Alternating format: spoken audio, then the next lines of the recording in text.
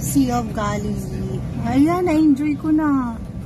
Ang bait ni Lord. Kasi kanina na-frustrate na ako eh. Ano, nasan ka ba? Sabi ko. Bakit din?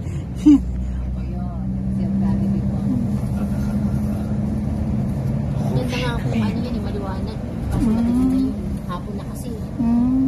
Tapos punta ka tayo sa Yardinet. Doon siya binaptize eh.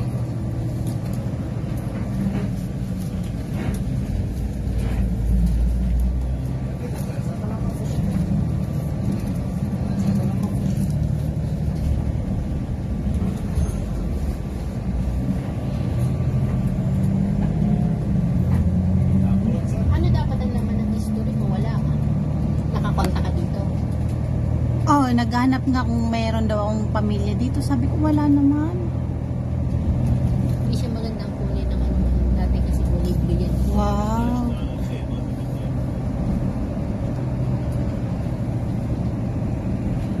Dito kinam ni Jesus yung storm. Ang laki pala nito eh. Worship me.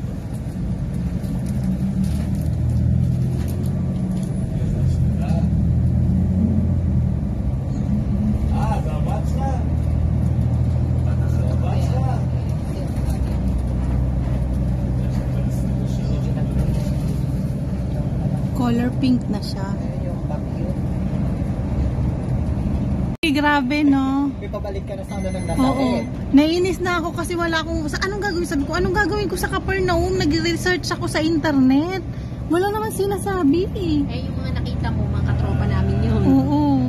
Tapos yung may nagtagalog, nalapitan ko na. Kapal talaga ng mukha ko eh. Oo. Kailangan talagang... Alam mo sa Pilipinas... Hindi, ano yan, mga sosyal yung mga tao doon eh, pag nilapitan mo tapos basta ka na lang magsalita na anuan sa'yo, napapreskuhan. Dito hindi. Oo. Basta alam na kabayan ay Oo.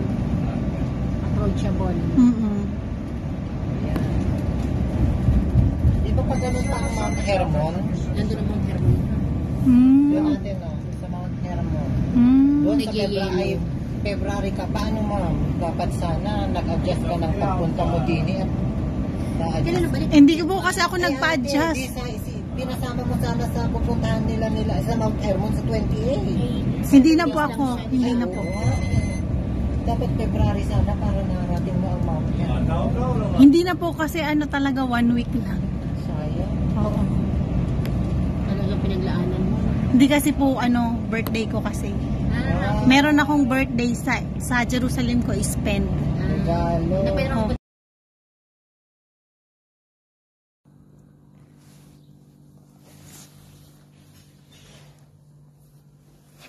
Hi. Hi.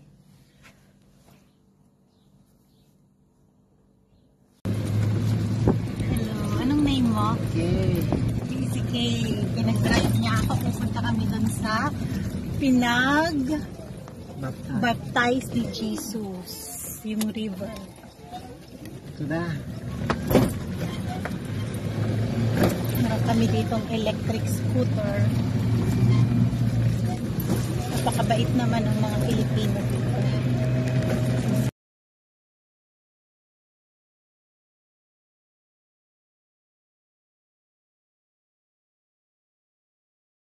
Hindi naman. Okay. Ano lang, andito po tayo sa Jordan River na kung saan binaptize si Jesus. And yung binaptize siya ni, I think si John. And then yun merong tuwang-tuwa ako sa mga dove kasi hanggang ngayon nandito pa yung mga dove. Kasi yun yung time na nung binaptize si Jesus, may lumabas na dove, tapos nabukas yung yung heaven kasi natuwa si God nung baptism ni Jesus sa earth dito sa Jordan River. Diba? So you're lucky kasi ngayon lang nandyan yung mga dove. Ay, wow! Thank you, Kasi Lord. nung pumunta ako, pangatlong beses na akong pumunta din ngayon lang merong dove. Wow, andito na yung dove. Masaya na sila. Andito na yung kasama na sa cinematic effect, yung dove na lumabas nung binaptize si Jesus. Oh.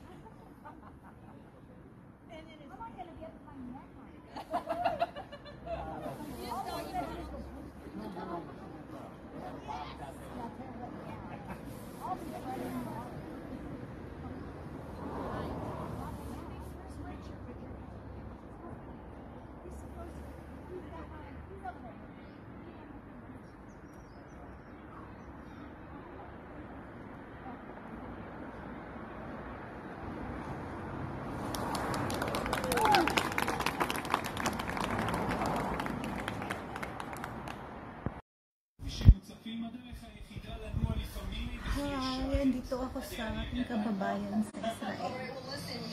Sa couch nila. Right, caregiver siya. And pinagamit ako nito. Tapos itong jacket, saka pantulog. So, thankful. Very thankful. Kalala ko lang sila dun sa may takana.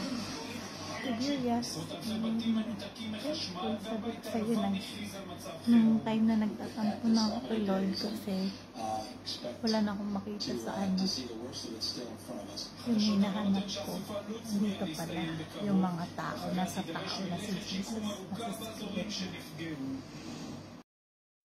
So, binigyan ako ng kababayan natin ng dates. Dates? Dates daw to. Mas masarap daw to sa prunes. Tapos, meron pa siyang palemon tatlo. Sa ano? Sa online lang. Sa website ng tatay. Website na. Tapos, honey. Binigyan din ako ng bag, Jerusalem. Ayan. Ng ating mga kababayan sa Israel. Haggard ba? Saan tayo magpipicture ba? Paano ba? Ganda ang habang pinag-aantay na po. Thank you, Ate Net. Bye house. Beautiful house. So, I'm waiting for bus number 52.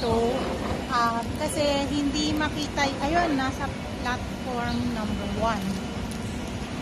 So, aantayin ko siya. Meron silang schedule dito kung anong oras sila dadaan. Tapos, hindi ka niya aantayin pagka na-late ka. Antay ka na lang sa next bus. So, dahil hindi ko maintindihan yung mga sulat dyan, nagtanong-tanong ako, meron naman sumasagot. Sabi ko, English me please, English me. Ayun na. Ayun na sila. Thank you. Kahapon medyo naiinis ako kasi hindi nila alam yung way. Tapos merong binigay sa akin si Lord na Pilipino. Tinuruan nila ako. Kaya ngayon, masaya naman ulit ako. So, ayun, alam ko totoo si Lord. So, this is my experience with God in Israel.